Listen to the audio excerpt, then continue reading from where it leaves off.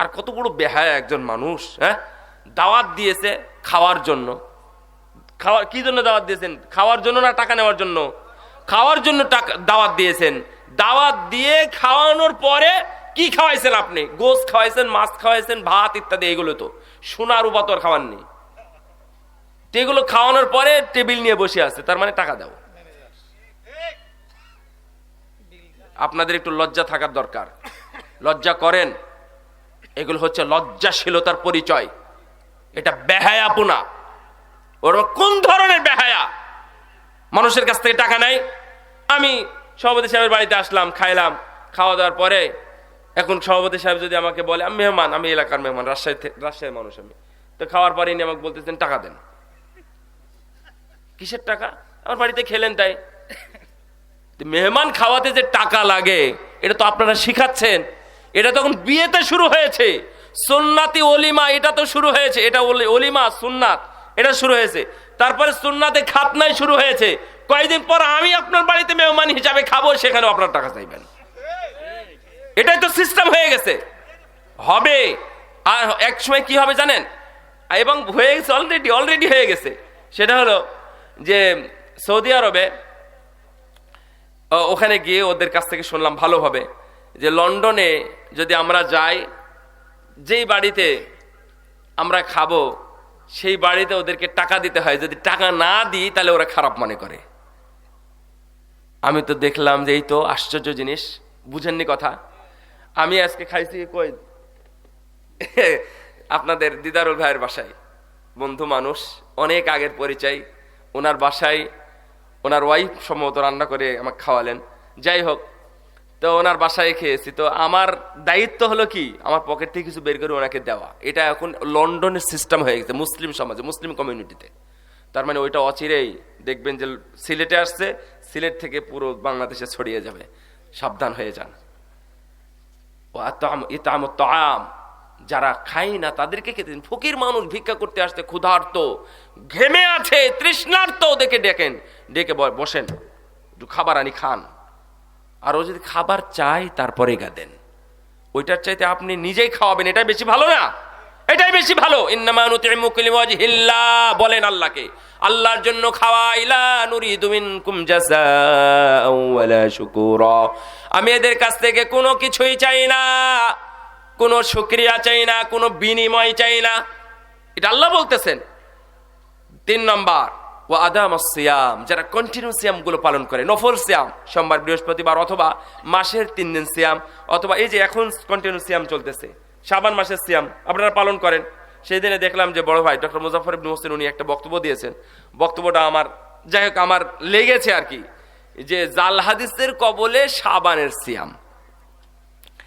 তো এটা রাসূলুল্লাহ সাল্লাল্লাহু তো আছেই। তো আমার কাছে মনে হলো সত্যিই শাবান মাস এসেছে শুধু সিয়াম পালনের জন্য, কোরআন তেলাওয়াত করার জন্য, দান সাদকা করার জন্য, এবং রুগী দেখার জন্য, ভালো কাজ করার জন্য শাবান মাস এসেছে।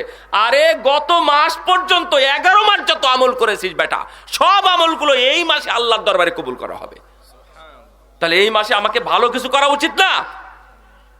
একটা মানুষ যখন বিয়ে খেতে আসে তখন ওদের জন্য ভালো আপ্যায়নের ব্যবস্থা করি, কেন বলেন তো? মানে এটা আমাকে বুঝানো যে আমি এই ধরনের মানুষ, আমি আপ্যায়ন করাই, আমি মেহমানদারি মানুষের করি, এটা বোঝানোর জন্য না। আরে বোঝানোর জন্য তো আল্লাহর কাছে একটু ইবাদত করতে পারেন, একটু বলতে পারেন, সিয়াম রেখে গভীর রজনীতে উঠে 2 রাকাত সালাত আদায় করে অন্তত আল্লাহর কাছে প্রমাণ করেন যে না, আমি এই মাসে যেন আমলটা ভালোভাবে আল্লাহর দরবারে যাই, এই জন্য আমি সিয়াম রাখতেছি। আল্লাহর নবী এই জন্যই শাবান মাসে প্রায় পুরোটাই সিয়াম রাখতেন। আল্লাহর নবী জানতেন না তো, উনি বলতেছেন যে আমি তো জানি না যে কবে কোন দিনে আমার আমল নামা কবুল হবে, আল্লাহর দরবারে পেশ করা হবে, এই জন্য আমি প্রতিদিনই সিয়াম রাখি। আর কিভাবে যেন আমাদের দেশের হুজুরেরা জেনে ফেললো এটা নাকি 14ই শাবান দিবাগত রাত্রে 15 শাবানে নাকি এটা কবুল হয়। নাউযুবিল্লাহি মিন যালিক। নো, একদিন নির্ধারণ করে দিলে তো আর এই মাসের কোনো মূল্যই থাকলো না। মূল্য থাকলো? আজকে একজন মুট সিগারেট আছে, সরি একটু শেষ করে দিব, মুট সিগারেট নিয়ে আসে, আমার পাশেই বসে আসতেছে। ও যাবে হচ্ছে আবুধাবিতে। ও দাঁড়ি চাচা, সম্ভবত নামাজ কালামও ঠিক মতো পড়ে না।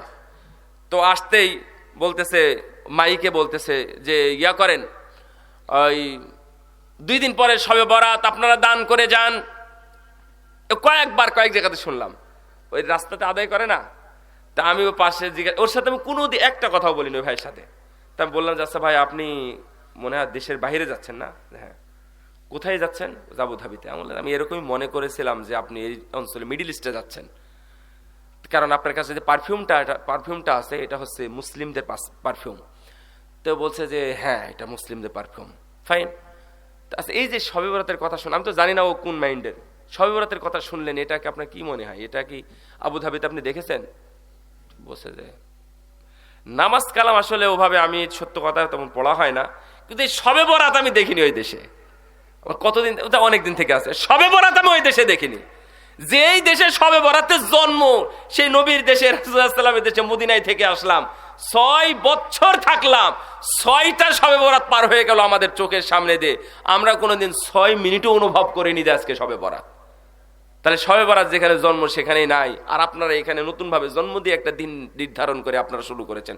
যান মসজিদে নববীতে চলে যান, দেখবেন যে কাতারে কাতারে শুধু ইফতার আর ইফতার, প্রতিদিন, শুধু 15 শাবান না। এমনকি অনেক পরেশগার মানুষ আছে, ওনারা আমাদের কাছে গল্প করেছেন, স্কুলের টিচার, মাদ্রাসার টিচার, ওনারা বলছেন যে না, আমরা আজকের দিনে দিই না, কারণ এই দিনে মানুষ বেশি মূল্যায়ন করে ভারত পাকিস্তান, মানে হিন্দ থেকে, হিন্দ মানে ভারত পাকিস্তান বাংলাদেশ, হিন্দ থেকে অনেক মানুষ আসে, ওরা মনে করে যে আজকের দিন সিয়াম রাখার বেশি সওয়াব আছে, এই জন্য আমাদের ইফতারি নাই আজকে, অনেকেই এমন করে। তো যাই হোক, আমি বলতেছিলাম যে আপনারা কন্টিনিউ সিয়ামগুলো পালন করার চেষ্টা করেন, যেমন এই মাস যাচ্ছে। আর 4র্থ নম্বর হচ্ছে 4টা গুণ বলেছিলাম, ভালো সুন্দরভাবে কথা বলা, তারপরে মানুষকে খাওয়ানো, কন্টিনিউ কিছু সিয়াম পালন করা, মাসে 3টা করেন বা উত্তরতে যেটা আছে। আর 4র্থ নম্বর হচ্ছে ওয়াসাল্লা বিল্লাইলি ওয়ান নাসু নিয়াম, সবাই যখন ঘুমিয়ে গেছে, মহান আল্লাহ জেগে আছেন, আপনি উঠুন, জাগুন, 2 রাকাত সালাত আদায় করুন। যদি কেউ করে, তার জন্য জান্নাতের মধ্যে ওই চকচকে ঝকঝকে প্রাসাদ আছে। আল্লাহ যেন আমাদেরকে এই প্রাসাদগুলো অর্জন করার তৌফিক দান করে, আমিন। জান্নাতের বর্ণনা ইনশাআল্লাহ সময় সুযোগে আপনাদের সামনে উপস্থাপন করবো একদিন ইনশাআল্লাহ। মাশাআল্লাহ, বারাকাল্লাহ ফিকুম।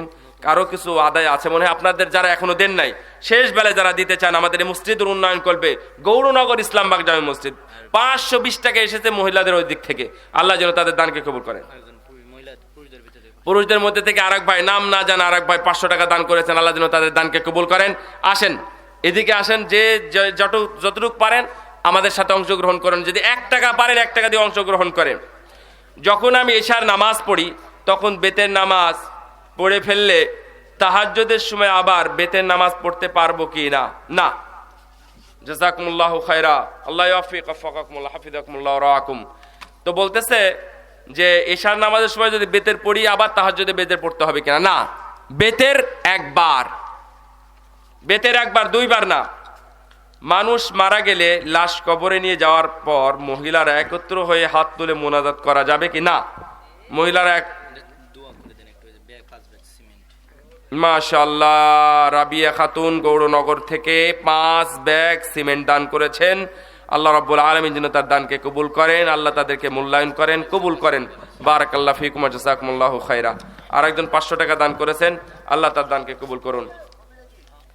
একত্র হয়ে হাত তুলে মুনাজাত করতে হবে। শোনেন, একত্র মুনাজাত চলবে না, আমার কথার মধ্যে মনে হয়ে গেছে, আমার বক্তব্যের মধ্যে একত্রে দলবদ্ধ মুনাজাত চলবে না। তাসবিহ খতম করা যাবে কি না? তাসবিহ খতম করা যাবে না, লাখ কালমা খতম করা যাবে না, খতমে ইউনুস এটা করা যাবে না, এগুলো সবই বেদাত, জঘন্য বেদাত এগুলো।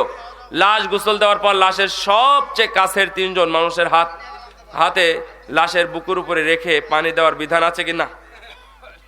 এরকম কোনো বিধান নাই ভাই। জাযাকুমুল্লাহ খায়ের।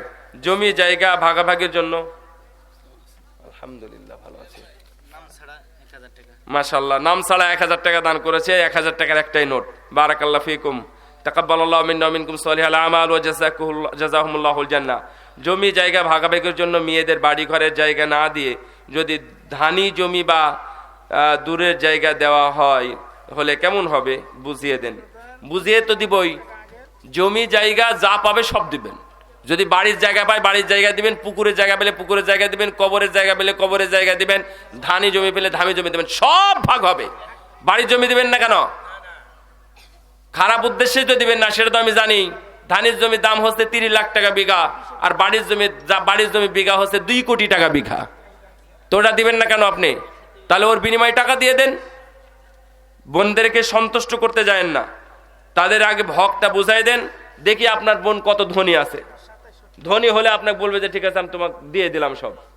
দেখি কত বড় ধনী আছে, কয়েকশো কোটি টাকার মালিক আপনার বোন, যে আপনার বোন আপনাকে জমি দিয়ে দিচ্ছে এরকম ভাবে। আগে আপনি জমি জায়গা দেওয়ার দিয়ে দেন, খবরদার আপোষ করতে যাবেন না। কেন আপোষ করতে যান? এই আপোষ করাটা হচ্ছে জুলুম। আপনার বোনকে যদি কিছু বলেন, বোন কোনোদিন না করবে বলেন তো? বুঝেও না মানুষ। বাবা মারা যাওয়ার পরে জায়গা ভাগাভাগি করা গুরুত্বপূর্ণ নাকি পরে ভালো? জায়গা ভাগের ব্যাপারটা আগে করা ভালো নাকি পরে করা ভালো? সময় অনুযায়ী করবেন। মারা গেছে আজ থেকে 5 বছর আগে, তখনও কি আপনি পরে পরে বলতেছেন? ভাগ মরে যাওয়ার পরে 1 মাসের মধ্যে ভাগাভাগি করে দিবেন, অথবা সুযোগ মতো।